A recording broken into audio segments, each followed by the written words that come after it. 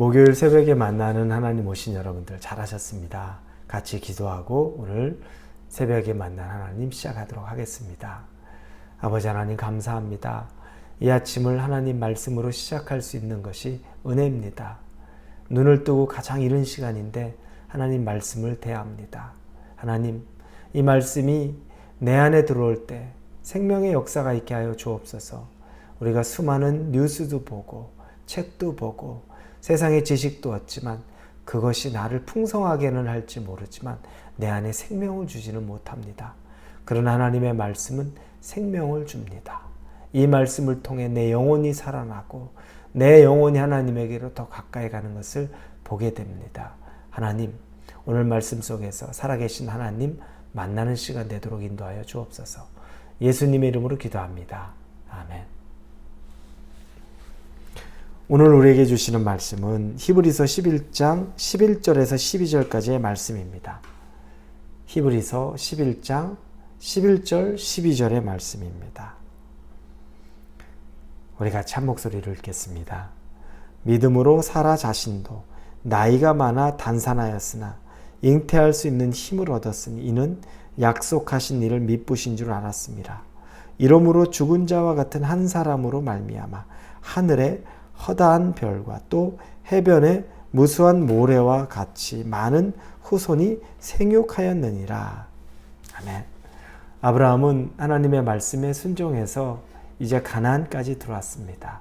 하나님은 그 아브라함의 순종을 기뻐하셨고 이 순종으로 말미암아 당신이 명령한 곳에 잘 따라왔던 아브라함을 통해 정말 하나님께서 즐거워하셨습니다.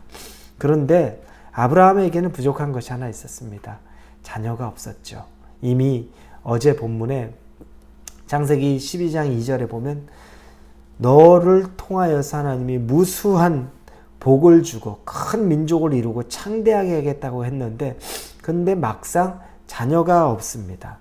한 명의 자녀라도 있어야 그 다음에 나중에 창대하게 되고 뭇별과 같다는 것은 상당히 지금으로 보면 현실적이지 않죠. 그러나 지금 한 명이라도 자녀가 있으면 나중에 언젠가는 그렇게 되겠지라고 생각하는데 그 자녀 하나가 없는 상황입니다. 그래서 이제 아브라함은 자기 아내 사라도 나이가 많기 때문에 현실을 그냥 받아들이려고 합니다. 그래서 자기에게 있는 종 엘리에셀이라는 종을 통하여서 자기의 유업을 잇게 하려고 합니다. 그 당시에는 그런 것들이 가능했습니다. 자기 종에게 자기 유업을 잇게 하는 거죠. 믿을 만한 종, 자식 같은 종, 이 종을 통해서 자기의 유업을 잇게 하려고 했던 겁니다. 근데 그러면서 자기의 모습을 하나님께 자녀 없음을 이야기합니다. 근데 원망이 좀 섞여 있습니다. 창세기 15장 2절 3절에 보면 이렇게 쓰여 있습니다. 아브라함이 이르되 주 여호와여 무엇을 내게 주시려나이까? 나는 자식이 없사오니 나의 상속자는 이 다메섹 사람 엘리에셀이니이다. 아브라함이 또 이르되 주께서 내게 씨를 주지 아니하셨으니 내 집에서 길린 자가 내 상속자가 될 것이니라. 주께서 나한테 자식 허락하지 않았으니 내 종이 내 상속자 될 겁니다. 실망과 또 원망이 이 내용 안에 들어있죠. 하나님이 자기에게 씨를 주지 않았다고 말한 겁니다. 그런데 그때 하나님이 창세기 15장 4절 5절에서 이렇게 말씀하십니다. 여호와의 말씀이 그에게 임하여 이르시되 그 사람이 내 상속자가 아니라 내 몸에서 날 자가 내 상속자가 되리라 하시고 그를 이끌고 밖으로 나가 이르시되 하늘을 우러러 무뼈를 셀 수 있나 보라. 또 그에게 이르시되 내 자손이 이와 같으리라 라고 말씀합니다. 하나님은 단호합니다. 아브라함은 이미 마음 결단한 것처럼 종 엘리에셀을 통해서 왜냐? 나에게 자녀를 허락지 않았으니까 내 씨가 없으니 그렇게 하겠다고 할 때 하나님은 거기에 수긍하지 않고 단호하게 얘기합니다. 내 몸에서 난 자라야 내 씨가 될 것이다. 그는 내 씨가 아니다. 내 상속자가 아니다라고 아주 단호하게 말합니다.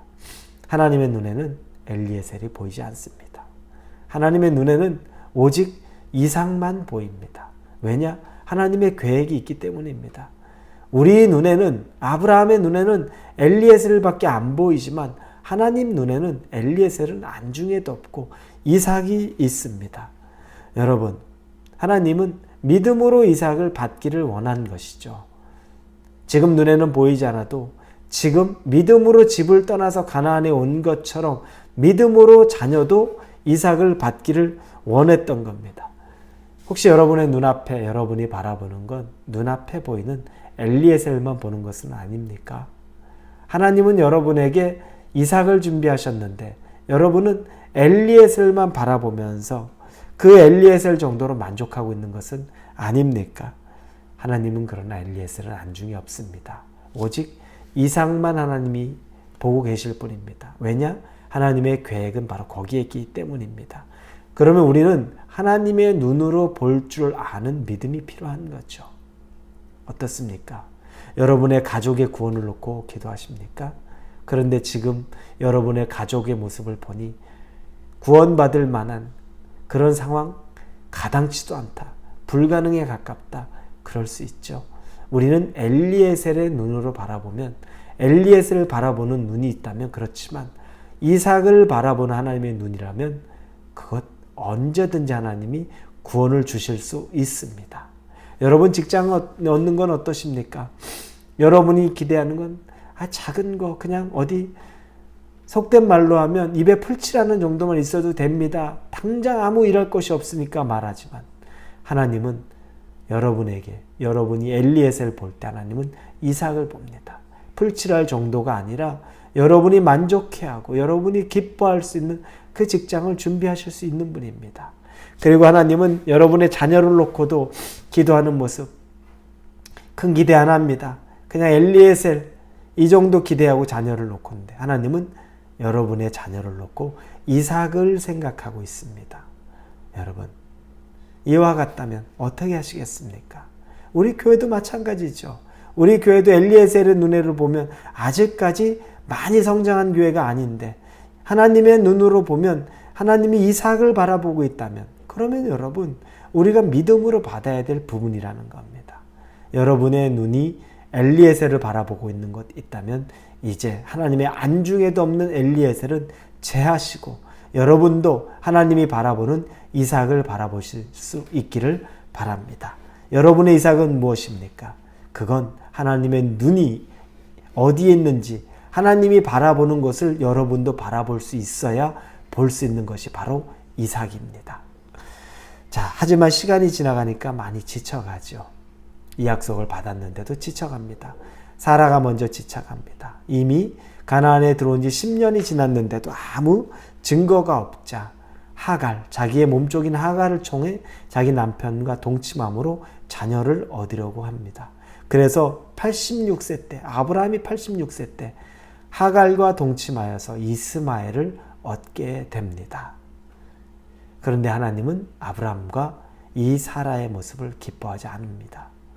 하나님은 사라를 통해 아브라함과 사라를 통해 씨를 주시기를 원하셨는데 사라가 아닌 하갈을 통해 했던 건 엘리에셀에서 별로 변함이 없는 모습이었던 거죠.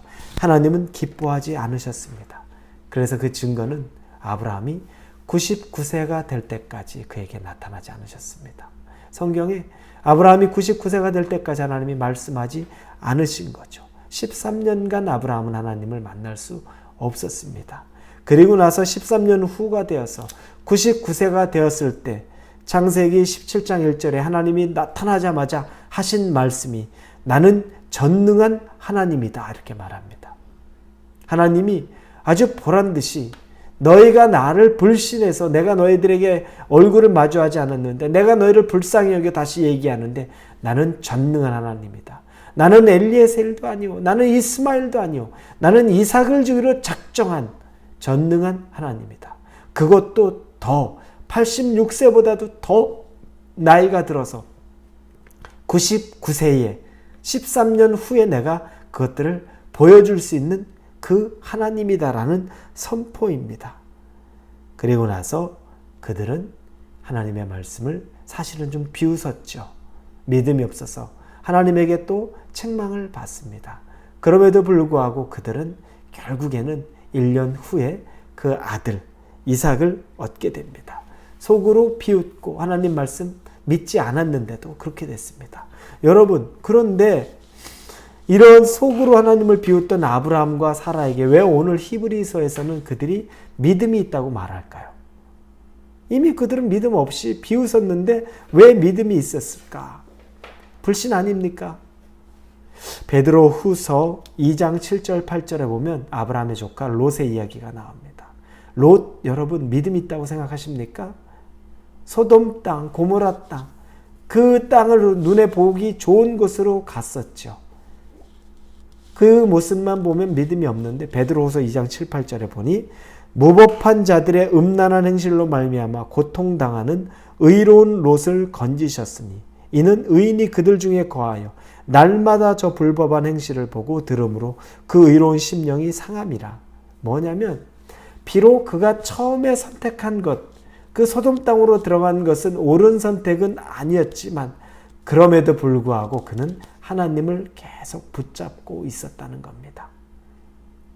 하나님은 그 모습을 보고 롯을 의롭다고 말씀하셨던 겁니다. 사라와 아브라함은 처음에 믿음으로 하나님 말씀을 붙잡았는데 중간에 흔들리긴 했지만 다시 하나님을 붙잡을 수 있었던 겁니다.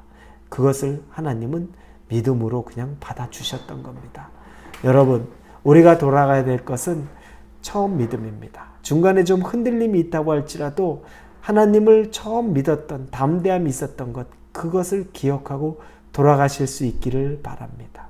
여러분의 믿음, 처음 믿음이 어디 있었습니까? 지금 좀 뒤처져 있다고 낙심하지 마십시오. 하나님이 기억하는 건 가장 좋은 때를 기억하십니다. 그리고 기회를 주시고 인도하기를 원하시는 분입니다. 그 하나님을 여러분의 처음 믿음으로, 그래서 엘리에셀과 이스마엘이 아닌 이삭을 여러분도 낳으실 수 있기를 예수님 이름으로 축원합니다. 기도합니다. 하나님, 처음 사랑과 처음 믿음을 다시 회복하고, 그리고 엘리에셀 안중에도 없고 이스마엘도 안중에도 없고 오직 이삭만 하나님이 보신 것처럼 우리도 그 이삭을 바라보게 하여 주옵소서. 예수님의 이름으로 기도합니다. 아멘.